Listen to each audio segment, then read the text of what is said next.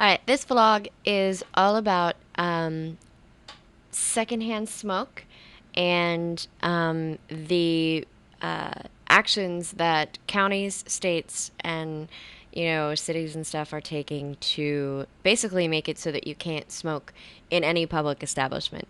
Um, and my first thing that I would like to address is secondhand smoke itself.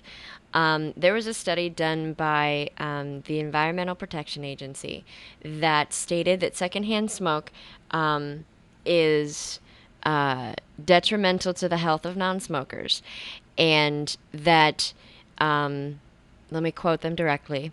Approximately 3,000 lung cancer deaths per year among non smokers are estimated to be attributable to secondhand smoke.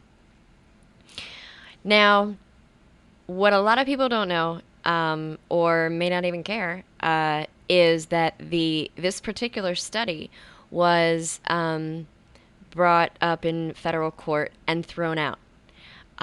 It was thrown out for things such as statements made that the EPA's procedural failure constitutes a violation of the law. The EPA cherry picked its data, basically what Michael Moore does, takes things out of context or takes snippets from things and makes it seem more substantial than it really is. And the EPA deviated from acceptable scientific procedure to ensure a preordained outcome. So basically, when they began the study, they were biased and they tried their best to make it that it was, in fact, because of secondhand smoke.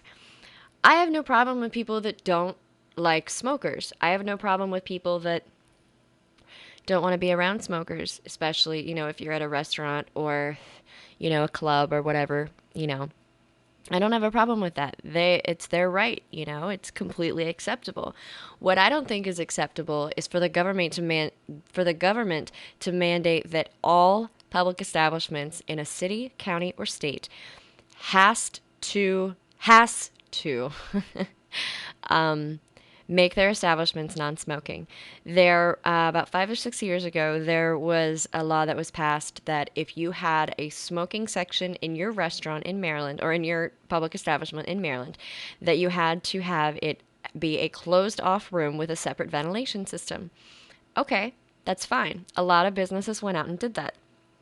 Now they're saying a lot of counties, and come February, I believe, it's going to be a statewide law that you cannot smoke in any public establishment. So what happens to the hundreds and thousands of dollars that they spent on separate ventilation systems for the smoking section?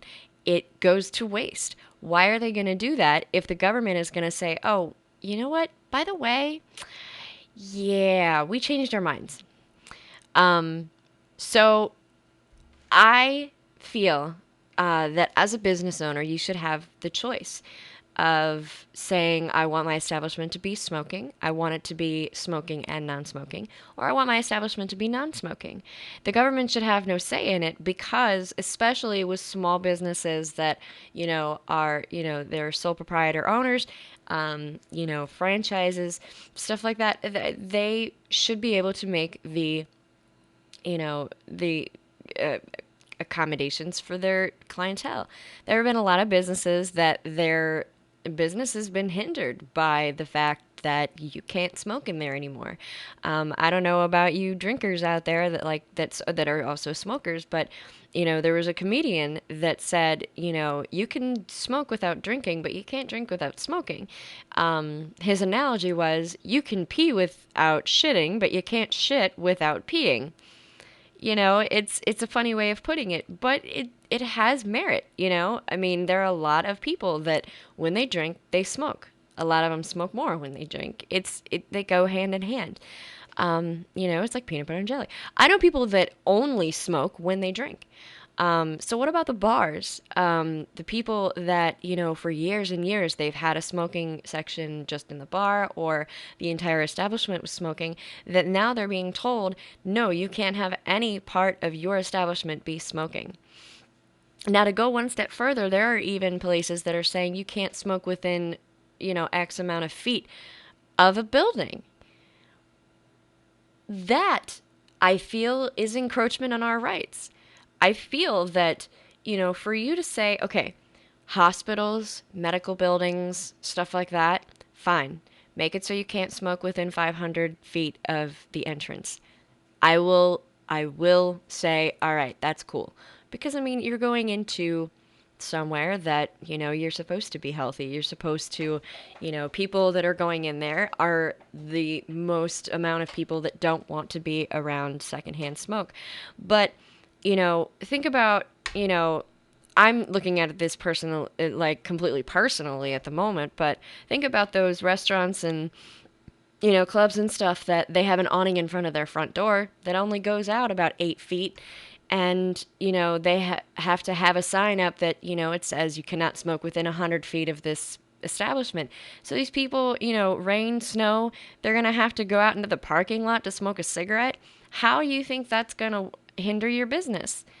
It should not be up to the government. It should be up to the owner of the establishment. If the owner feels that it is going to be detrimental to um, their establishment, then they should make it so that it is a complete non-smoking place. But if they feel that it would be detrimental to take away smoking, then they should be able to say, you know what, we're going to continue to have a smoking section. I've noticed there are a lot of restaurants and bars and stuff, especially in the Baltimore area and down, in beaches, resorts and stuff, where they have like this patio. It's outside. It's got the awning and everything like that, that they're pretty much designated as the smoking section.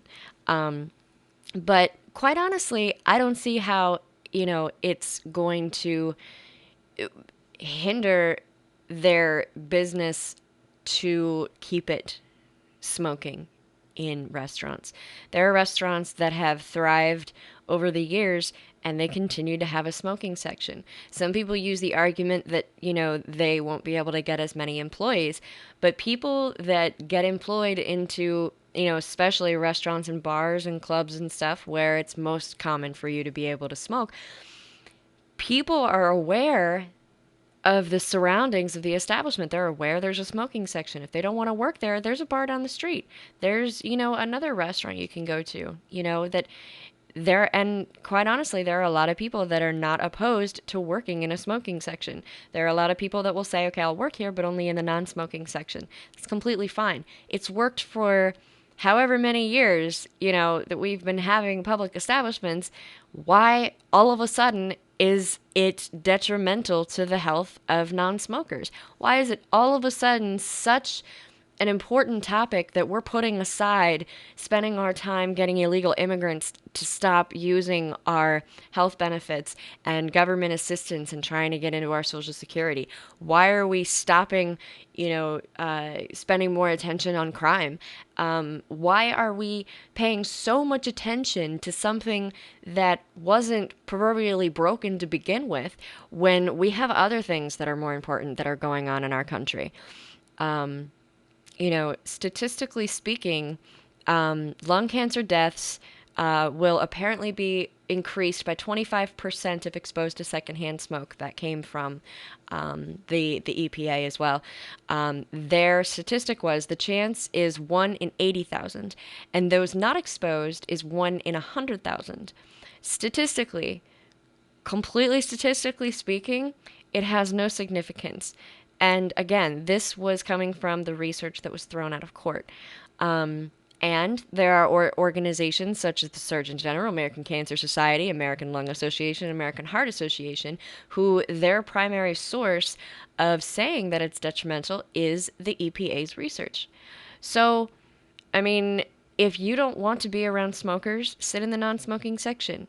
If there isn't a complete partition where the smoke may go into your general direction, go somewhere else. Like I said, why are we going to spend so much time, and energy on fixing something that was proverbially broken, or that wasn't proverbially broken to begin with, when we have more important issues to deal with?